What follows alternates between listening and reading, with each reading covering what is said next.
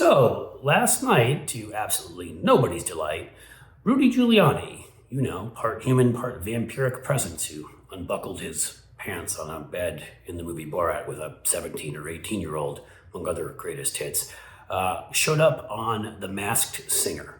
I don't watch The Masked Singer, but others do, and I saw a clip on Twitter, and so indeed it was him. Ken Jeong, a comedian who is one of the judges, did the right thing and got up and left. But here we are with Rudy Giuliani showing up on The Masked Singer, singing Bad to the Bone, which I guess is a joke on how he tried to overthrow our democracy, which is really just so darn funny. And we're normalizing him. We're taking a figure who tried to overthrow our democratic system, and we are normalizing him. Look, Giuliani has a history of doing awful things. He was the genius that thought after the terrorists attacked New York and tried to blow up the World Trade Center, the really smart place to put the anti-terrorism center after that would be the World Trade Center, which of course was then hit on 9/11 and destroyed. He served as a security consultant to any despotic regime that would pay him money post 9/11 when he was, the mayor of the country or whatever, and walked around and acted like he was someone who had any ethics whatsoever.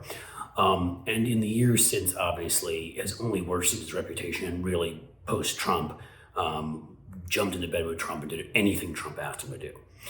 Including, during one of the hearings where he was lying about our election, being maybe the first human in the history of the country to pass COVID via fart to the illustrious Jenna Ellis. And when I say illustrious, I mean awful, terrible lawyer and human being. So don't really mind that much. But back to the key point. When a show like this invites a terrible human like that, who behaved in that way, who made phone calls, we've got them on tape, who was making phone calls to various figures to tell them to try to overturn election counts, who was in Ukraine and part of that whole mess, trying to extort Zelensky to serve their being his and Trump's Russian masters. When you rehabilitate these figures, you lead democracy to its demise. They've already done this with a number of other of Trump's acolytes. Rudy Giuliani is an absolutely just despicable figure, and he is somebody who should be really banished from public life. And again, that's who the Republican Party is today. So keep that in mind, your Republican Party.